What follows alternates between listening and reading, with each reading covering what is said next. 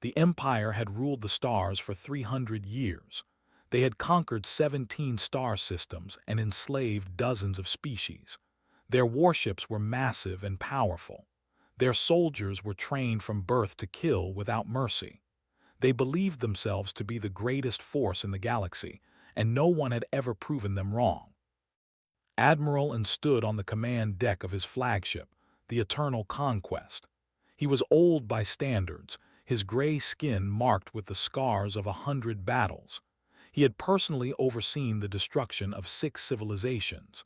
Each one had begged for mercy before the end. Each one had been crushed beneath the weight of the Empire. Now his fleet of 200 warships moved through the darkness of space toward a small blue planet. The planet was called Earth by its inhabitants, and had reviewed the intelligence reports carefully. The dominant species called themselves humans. They were weak, divided creatures who spent most of their time fighting among themselves. They had only recently learned to travel beyond their own world. Their technology was primitive. Their military forces were scattered across dozens of nations that could barely cooperate. It would be an easy conquest, perhaps the easiest of his career. His second-in-command, a younger officer named Hose, approached with a data tablet. "Admiral, we will reach the planet in 16 standard hours. Shall I prepare the surrender demands?" And made a sound that might have been laughter. "There will be no demands. We will strike first and speak later. These creatures need to understand their place in the universe before we offer them the chance to serve the Empire." On Earth, the day began like any other. In New York, people rushed to work through crowded streets. In Tokyo, children walked to school under cherry blossom trees. In London, an old man fed pigeons in a quiet park. In Sydney, a young couple watched the sunrise from their balcony. Humanity went about its business, unaware that everything was about to change. Commander Jake was drinking his 3rd cup of coffee when the alert came through. He worked at the United Nations Space Defense Force headquarters in Geneva. It was a small organization, mostly focused on tracking asteroids and space debris. No one had ever seriously expected them to defend against anything. His colleague, Lieutenant Kate, burst into his office with wide eyes. "Jake, you need to see this, right now." They ran to the monitoring center, where a dozen technicians were staring at their screens in disbelief. The deep space station near Saturn had detected something impossible. A fleet of alien vessels, more than 200 of them, moving toward Earth at speeds that should not have been achievable. "This has to be a mistake," Jake said, but his voice was hollow. He knew it was not a mistake. Kate pulled up the visual feed. The ships were unlike anything humanity had ever imagined. They were dark and angular, bristling with weapons. They moved in perfect formation, like predators closing in on prey. Jake activated the emergency protocols. Within minutes, every major government on Earth received the same message. First contact had been made, and it did not look friendly. The next 16 hours were chaos. World leaders argued about what to do. Some wanted to attempt communication. Others wanted to prepare for war. A few insisted it must be some kind of hoax. In the end, they were still arguing when the fleet entered Earth orbit. Admiral and gave the order without hesitation. "Begin the cleansing bombardment. Target their military installations first. Show them the cost of resistance before they even think to resist." The sky lit up with fire. In Washington, D.C., the Pentagon was struck by 3 energy beams that turned the building into molten slag in seconds. In Moscow, the Kremlin vanished in a pillar of light. In Beijing, military command centers were wiped from existence. Across the world, bases, airfields, and naval stations were destroyed with terrible precision. But they did not stop at military targets. They wanted to break the human spirit quickly. They struck cities. They struck towns. They struck anywhere that showed signs of organization or resistance. Jake watched from the Geneva bunker as reports flooded in. Los Angeles was burning. London was in ruins. Mumbai had been hit by 7 separate strikes. The death toll was climbing by the minute. 3 million in the first hour. 5 million by the end of the second. Kate sat beside him, tears streaming down her face. She had family in Chicago. The city had been hit hard. She did not know if they were alive or dead. "Why?" she whispered. "Why are they doing this? We never did anything to them." Jake had no answer. He had spent his entire career looking up at the stars with hope. He had dreamed of the day humanity would meet other intelligent life. He had imagined peaceful exchanges of knowledge, shared discoveries, friendship across the void. Instead, he watched his world burn. Admiral and observed the destruction with satisfaction. The humans were reacting exactly as expected. Their communications were filled with panic and confusion. Their leaders were paralyzed. Their people were fleeing in terror. It was the same pattern he had seen 17 times before. "Sir," Hose reported, "initial bombardment complete. Estimated enemy casualties are between 8 and 10 million. Their primary military infrastructure has been eliminated." "Excellent. Prepare the ground forces. We will begin occupation operations at dawn, their time. I expect full planetary surrender within 3 standard cycles." And allowed himself a moment of pride. Another world would fall to the Empire. Another species would learn to serve. The universe would continue as it always had, with the strong ruling the weak.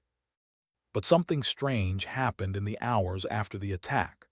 The human communications networks, which should have been filled with surrender pleas and desperate negotiations, went quiet.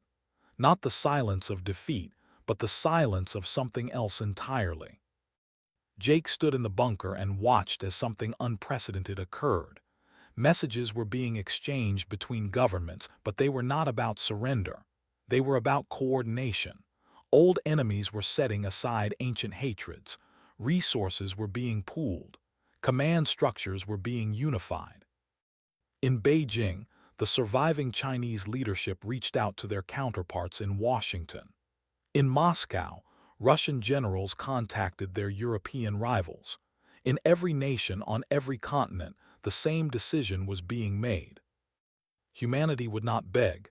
Humanity would not surrender. Humanity would fight. Kate looked at Jake with red eyes but a steady voice. "They think they broke us. They have no idea what they just started." Jake nodded slowly. He thought about his sister in Seattle, his parents in Ohio, his friends scattered across the world. He thought about all the people who had died in the first hours of this war, and he felt something cold and hard forming in his chest. It was not fear. It was not despair. It was rage. Across the planet, billions of humans felt the same thing. They had made a terrible mistake. They had assumed that humanity's divisions made them weak. They had not understood that those divisions meant nothing when the survival of the species was at stake.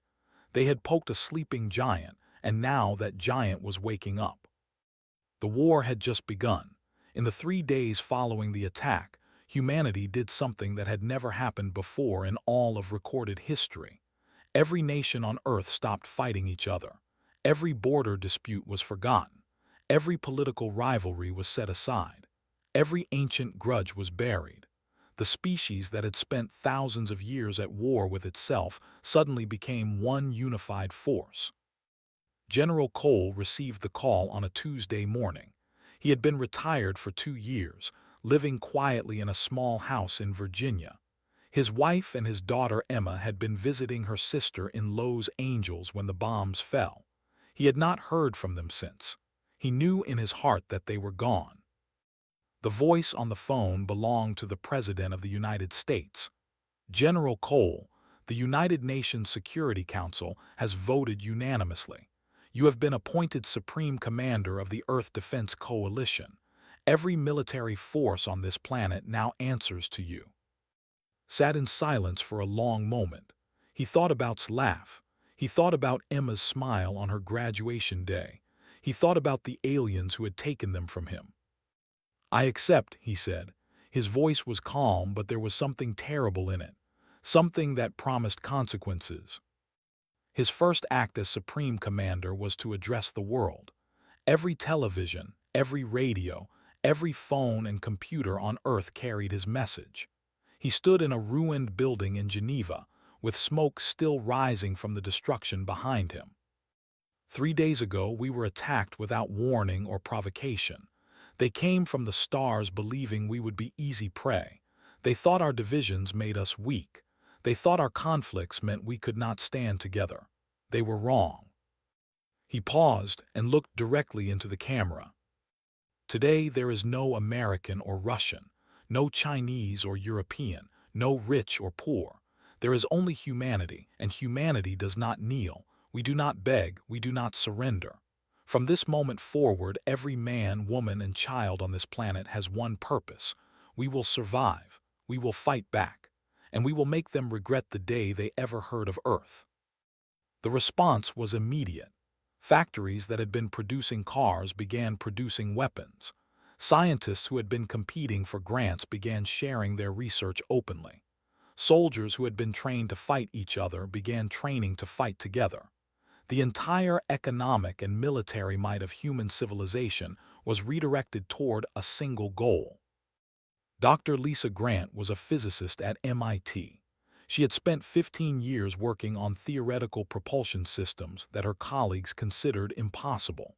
3 days after the attack, she received a visit from a military officer who told her that she now had unlimited funding and access to something remarkable. A crashed fighter had been recovered from the Nevada desert, mostly intact. Lisa worked for 72 hours straight, sleeping only when her body forced her to collapse. She took apart the alien engine piece by piece. She analyzed its power source.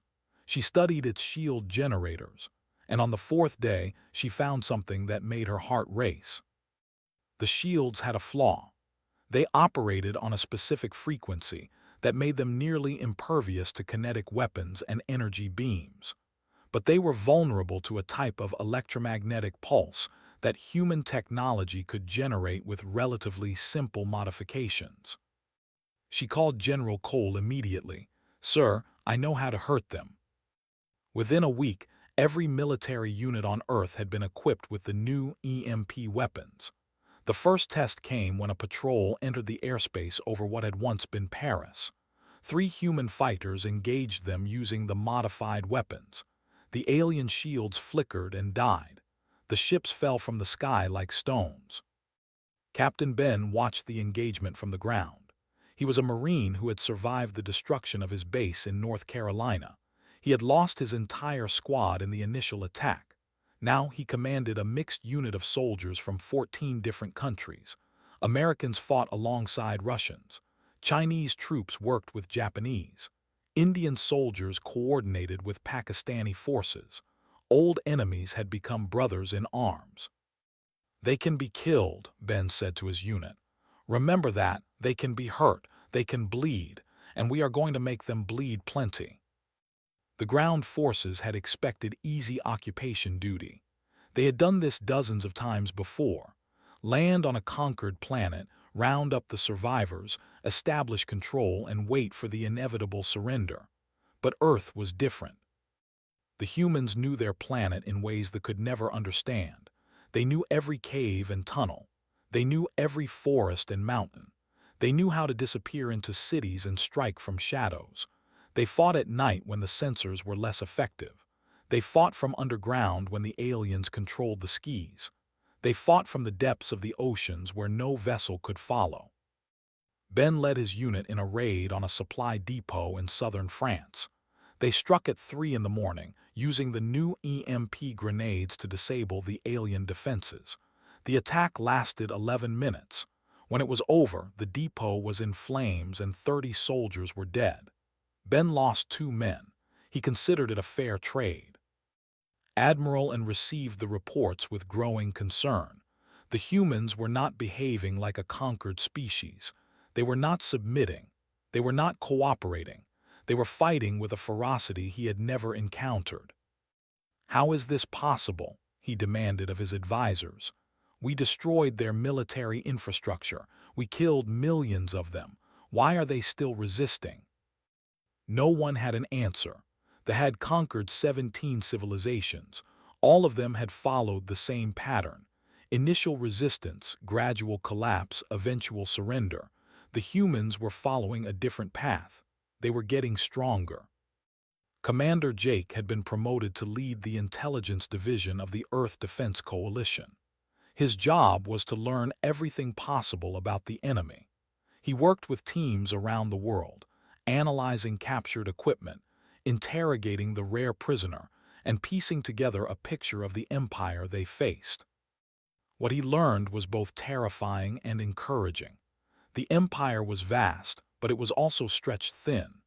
They had many enemies, many conquered worlds that chafed under their rule, and most importantly, they had never faced an enemy that improved as quickly as humanity.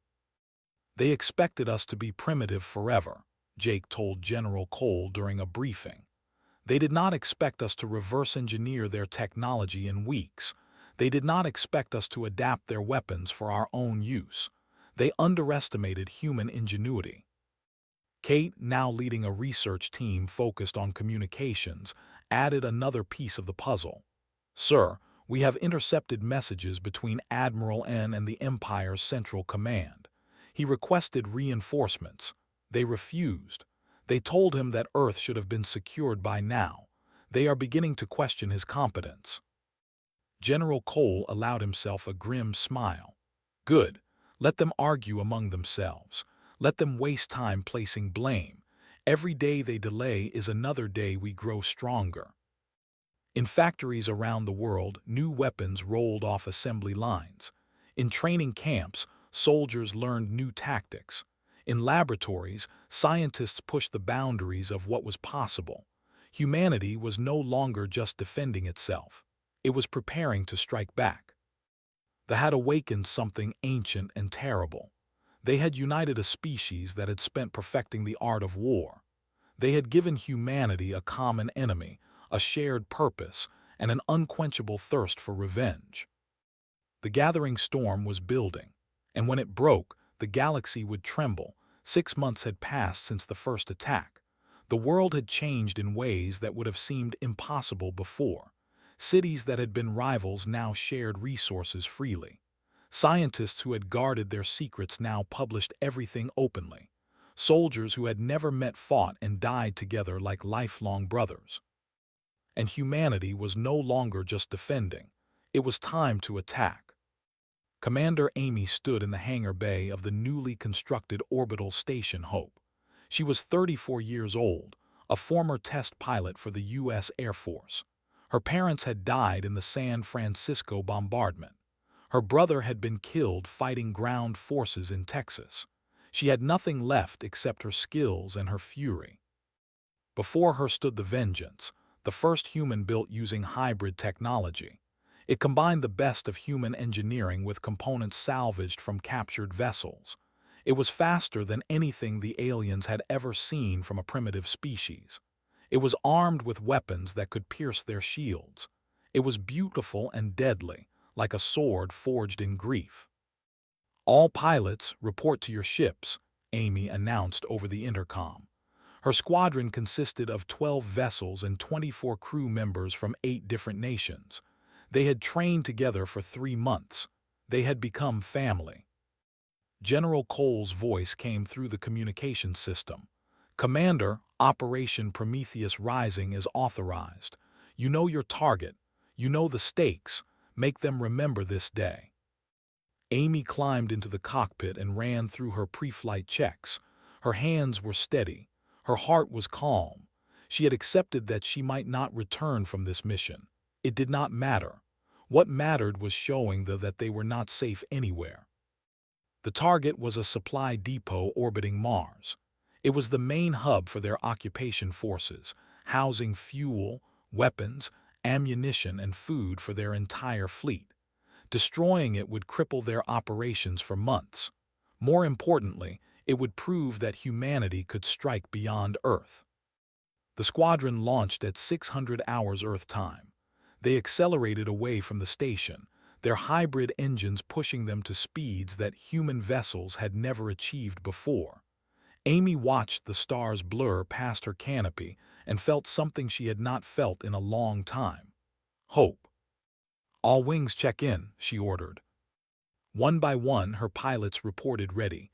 Chris Palmer from Canada, Maria Santos from Brazil, Wei from China, from Russia, from Egypt. They came from every corner of the world, united by loss and purpose. The journey to Mars took 4 hours. They approached the depot from the dark side of the planet, using its bulk to hide their approach. Amy studied her tactical display. The depot was enormous, surrounded by a dozen defensive platforms and 2 patrol cruisers. "All wings weapons free," Amy announced calmly.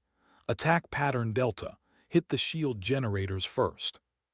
The squadron split into 3 groups and attacked from different angles. The defenders were caught completely off guard. They had not expected any human vessel to reach Mars. They had not prepared for an assault of this sophistication. Amy led the first group directly at the nearest defensive platform. Her EMP missiles struck its shields and overloaded them in seconds. Her follow-up shots tore through the unprotected hull. The platform exploded in a ball of fire and debris. "Platform 1 down," she reported, moving to secondary targets. The battle lasted 11 minutes. When it was over, the depot was a shattered ruin drifting in Mars orbit. Both patrol cruisers had been destroyed. 9 of the 12 defensive platforms were gone. The squadron had lost 2 ships and 4 pilots. Their names would be remembered forever. Amy led the survivors home. As they approached Earth, she transmitted a simple message to General Cole. "Mission accomplished. The road to the stars is open." On Earth, the news of the victory spread like wildfire. For the first time since the invasion began, people dared to believe that victory was possible. They had struck the enemy in space and won. They had proven that they were not invincible. But the war on the ground was far from over. The still controlled large portions of the planet. They had established bases, processing centers, and prison camps. They were still taking humans for forced labor and worse.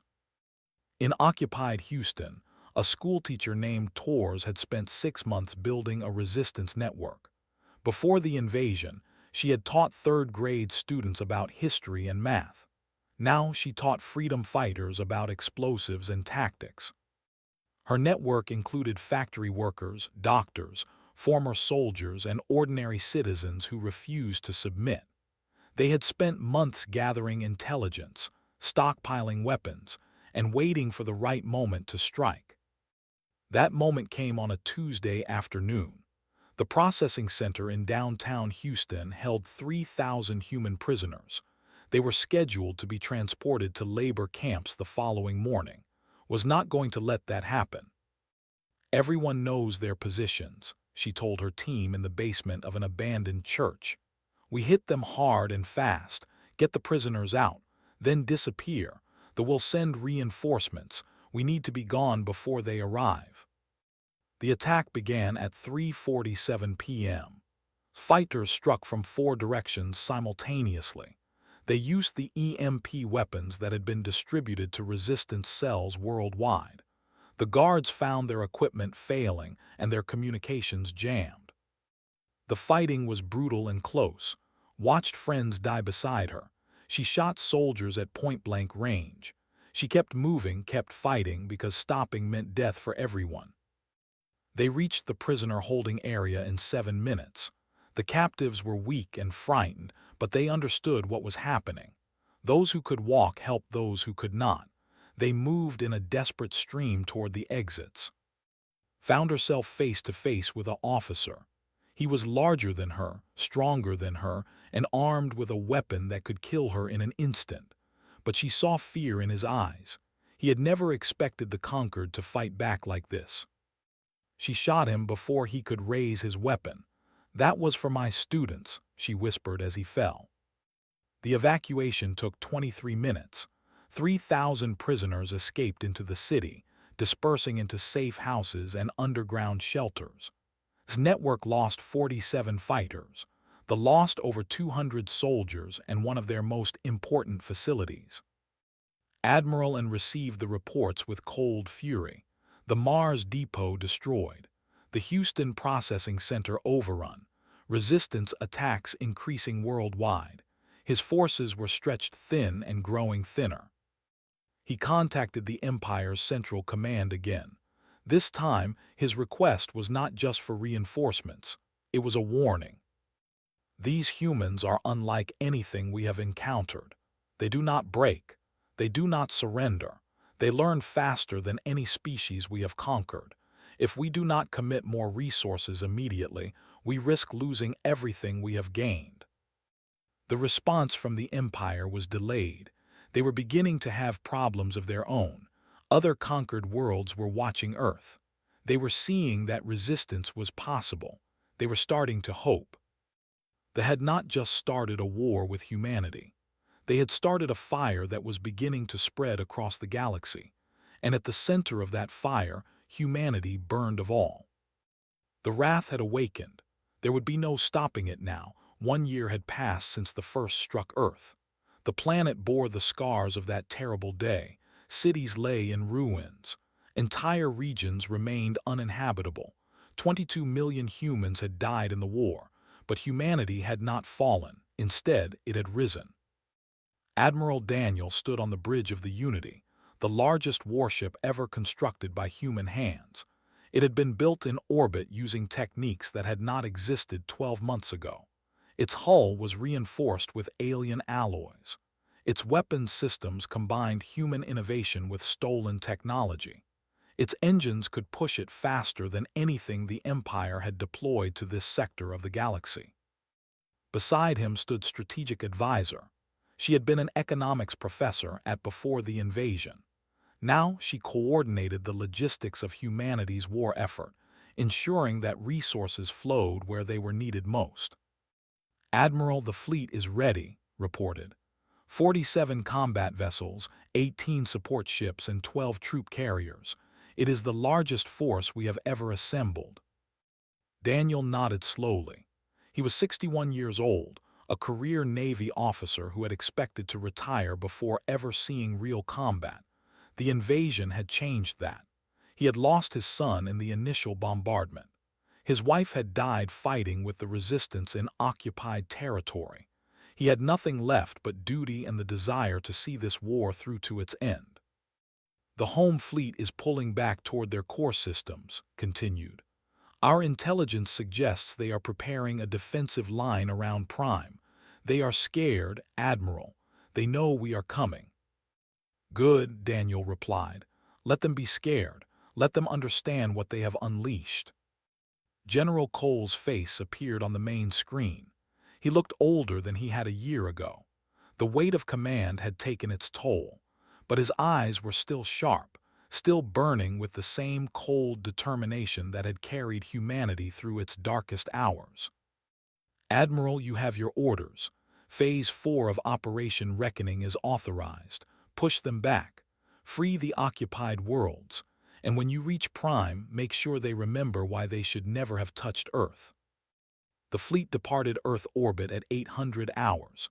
They moved in perfect formation, a sight that would have been impossible just 1 year earlier. Ships crewed by Americans flew alongside vessels commanded by Chinese officers. Russian destroyers protected Brazilian carriers. The flags of 37 nations adorned the hulls, but they all served under one banner now, the banner of humanity. Their first target was the forward base at. It had been established 6 months ago as a staging point for reinforcements that never arrived. Now it stood as an obstacle that needed to be removed. The battle lasted 3 hours. Human tactics had evolved far beyond anything they expected. They used coordinated attacks that targeted shield generators first. They deployed swarm drones that overwhelmed point defense systems. They exploited every weakness that Dr. Lisa Grant and her team had discovered. When the smoke cleared, the base was gone. 2,000 enemy soldiers were dead or captured. The human fleet had lost 4 ships and 700 crew members. Their names were recorded and transmitted back to Earth, where they would be honored as heroes. Admiral and received the news aboard his flagship, now retreating toward the Empire's core territories. He had ruled the stars for decades. He had crushed civilizations beneath his heel. And now he was running from a species that had barely achieved when he first encountered them. "How is this possible?" he demanded of his remaining officers. "They were primitive, they were divided, they should have broken." His chief tactical officer, a young named Han, spoke carefully. "Admiral, our analysts have been studying the humans extensively. We believe we made a critical error in our initial assessment." "Explain." "We assumed that their divisions indicated weakness. In fact, their divisions existed because they had no external threat to unite them. They are a species that has spent thousands of years fighting themselves. They have perfected the art of war in ways we never imagined. When we attacked, we gave them something they had never had before, a common enemy." And stared at the tactical display showing the advancing human fleet. He had conquered 17 civilizations. He had never retreated before, but he understood now that he was facing something he had never encountered, a species that became stronger when threatened, a species that turned pain into purpose and grief into fury. "Contact the Imperial Council," he ordered. "Tell them we need to negotiate. The alternative is the destruction of everything we have built." The message reached the Council on Prime. They debated for 3 days while human ships continued their advance. Some argued for total war, committing every resource to crushing the human rebellion. Others saw the writing on the wall. The humans were not just defeating forces. They were sharing their technology with other conquered species. Rebellions were spreading across the empire. General Cole received the communication request with surprise. They wanted to talk. They were offering complete withdrawal from the Sol system in exchange for peace. He called a meeting of the Earth Defense Coalition leadership. Admiral attended via hologram from the Unity. Dr. Lisa Grant represented the scientific community. Tors, now a legendary resistance leader, spoke for the occupied territories. Jake and Kate provided intelligence analysis. "They are desperate," Jake explained. "Our intercepts show that their empire is fracturing. A dozen worlds have risen in rebellion. Their fleet is spread too thin to contain the uprisings and defend against our advance simultaneously." "So we accept their offer," suggested one of the political advisors. "We have one. We can rebuild in peace." Tor stood up. Her face was from a year of brutal fighting. Her eyes held memories of horrors that would never fade. "They killed my students," she said quietly. "They killed our children. They burned our cities. They put our people in camps. And now that they are losing, they want peace. They want to go home and pretend none of this happened. They want us to forget." She looked around the room. "I cannot forget. I will never forget. And I do not believe they will either. If we let them go now, they will rebuild. They will grow strong again. And in 100 years or 1,000 years, they will return. Or will face the same horror we faced." The room was silent. Everyone understood what she was saying, what she was proposing. General Cole spoke slowly. "We did not start this war. We did not ask for this conflict, but we will finish it on our terms." He activated the communication system and recorded his response to the offer. "You came to our world uninvited. You killed our children. You burned our homes. You thought we would submit. Now you ask for peace. Here is our answer. We are coming for you. Run if you wish. It will not matter. You showed us no mercy. Expect none in return." He ended the transmission and turned to Admiral. "Admiral, continue the advance. Target Prime, end this." The human fleet accelerated toward the heart of the Empire. Behind them, liberated worlds celebrated their freedom. Ahead of them, they prepared for a battle they knew they could not win. The price of arrogance was about to be paid in full. The Battle of Prime lasted 14 days. It was the largest space battle in recorded galactic history. They threw everything they had at the human fleet. Thousands of warships, millions of soldiers, weapons that had crushed civilizations for 300 years. It was not enough. Admiral Daniel led the human forces with cold precision. He had studied the tactics for over a year. He knew their weaknesses. He knew their patterns, and he exploited them ruthlessly. The first wave of human ships targeted the orbital defense stations. They used the same EMP technology that had proven so effective throughout the war. The shields flickered and died. The stations that had protected them for generations were torn apart in hours. The second wave struck the fleet directly. Human pilots flew with a skill born of desperation and rage. They remembered Earth burning. They remembered friends and family lost. They fought not just to win, but to send a message that would echo across the galaxy for generations. Commander Amy led her squadron into the heart of the enemy formation. She was one of the few survivors of the original Operation Prometheus Rising. She had been fighting for over a year without rest. Her body was exhausted, but her spirit remained unbroken. "All wings target the flagship," she ordered. "Admiral and is aboard. If we take him out, their command structure collapses." The attack on the Eternal Conquest was brutal and costly.